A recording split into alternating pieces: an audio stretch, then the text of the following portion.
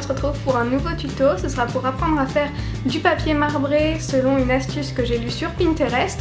Ce papier marbré, on va en faire des petites étiquettes à mettre sur nos cadeaux de Noël.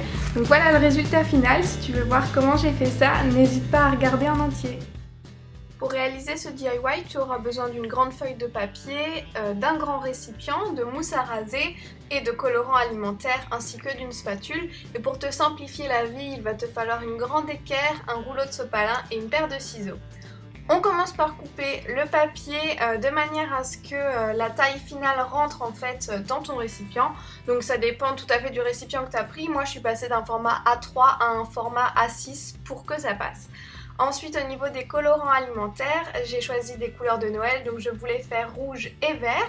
Comme je n'avais pas de vert, je l'ai créé moi-même, donc en mélangeant du colorant bleu et du colorant jaune, tout simplement.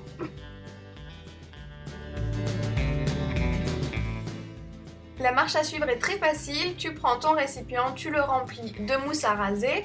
Tu essayes d'étaler un peu le tout histoire qu'il y en ait partout autant. Ensuite on met les gouttes de couleur donc de manière tout à fait aléatoire, peu importe où.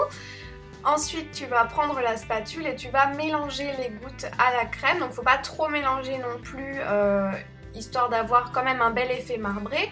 Ensuite simplement plonge les feuilles à l'intérieur. Quand il y en a bien partout, retire-les de la mousse et à l'aide de l'équerre, il va falloir venir racler le surplus de mousse pour laisser apparaître le dessin. Donc moi le reste de mousse je le remets dans le pot, il n'y a aucun problème avec ça, puis je le réutilise pour la fois d'après. Donc on répète ça avec toutes les feuilles. Et une fois que c'est fait, que toutes les feuilles sont raclées, il va falloir laisser sécher tout ça et moi je l'ai laissé sécher pendant toute une nuit. Donc le jour d'après, mes feuilles étaient sèches, moi j'avais décidé d'en faire donc des étiquettes pour mes cadeaux de Noël. Donc à l'aide d'une grosse perforatrice, je suis venue découper des cercles de 5 cm et ensuite des plus petits trous pour passer la ficelle. J'ai décidé d'orner le tout avec des jolis tampons, donc c'est un lot de tampons de Noël que j'ai trouvé à Emma. Donc il y a des petits cerfs, des petits sapins, des petites étoiles, enfin c'est vraiment super chouette et super facile pour décorer.